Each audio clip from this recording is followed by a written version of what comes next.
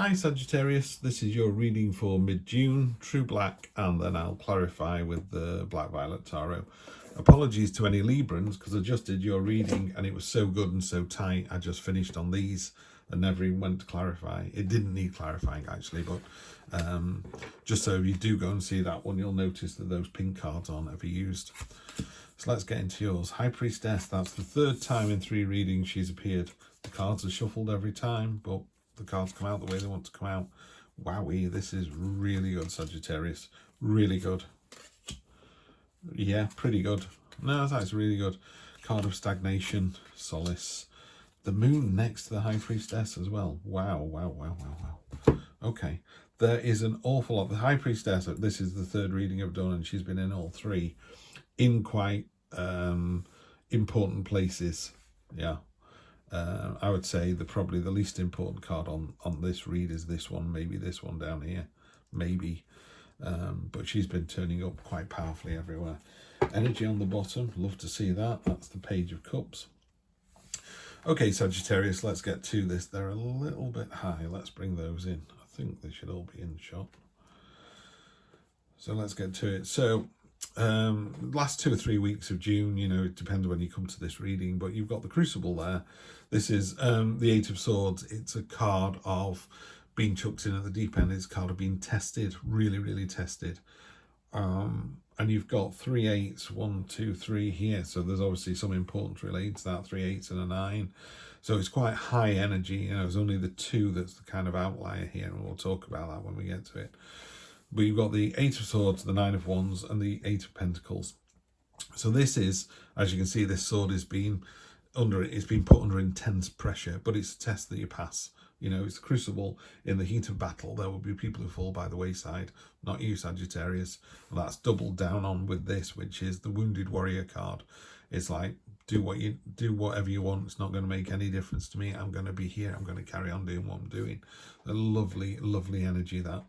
And then down here, it gets even better. You've got the 8 of Pentacles. This talks about diligence, energy, reward after action. It's you know, if you're a potter and you've got your own little studio and you're making all these beautiful pots, but no one's seen them, you've been seen. Someone like, I don't know, the Guardian newspaper has done an article on you, and all of a sudden you're selling thousands and thousands a week, and everyone wants the work that you do. So it's reward after effort.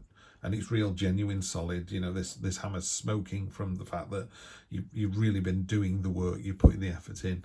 Same goes if you're in a relationship. It's about you really stepping up, and it's been seen. It's been seen by your partner and the wider family and your friends.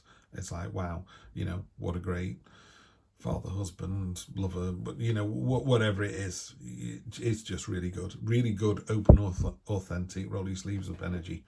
And the reason for that is you've got the 8 of Cups here. I never used to like this card because it's got too much colour in it for my liking for this deck. But basically, it's a baby octopus that it's leaving the nest, and there's all these little eyes in the ocean.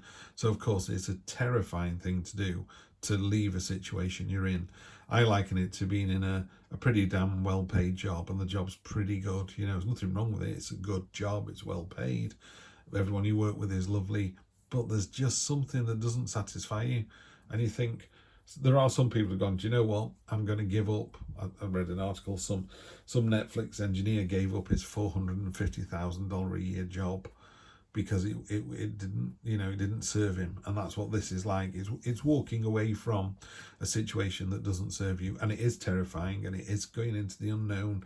I completely understand. I would find it terrifying. Your friends would find it terrifying. You're not alone on thinking that. It's absolutely right.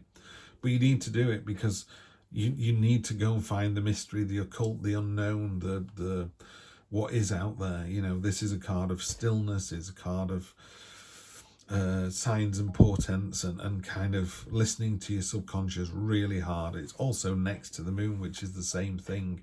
It's got the Empress above it. It's the same thing. You know, there's a lot of energy here that talks about just going with your own intuition. Really, 1, 2, 3 card, maybe even 4.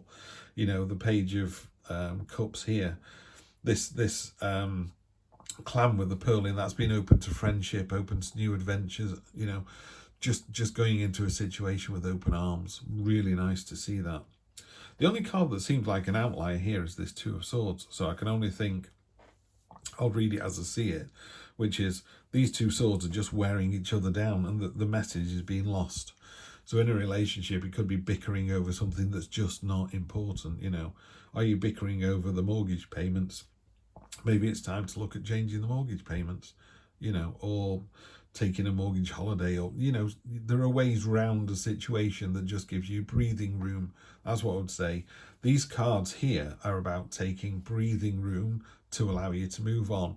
And the thing is, this is, I mean, the top card, the Empress there, she's all about sensuality and sexuality and the cycle of life and nature and that whole born, eat, shag, die. You know, it's really cyclical. Tarot is all about balance and cycles of time coming and going, and round we go.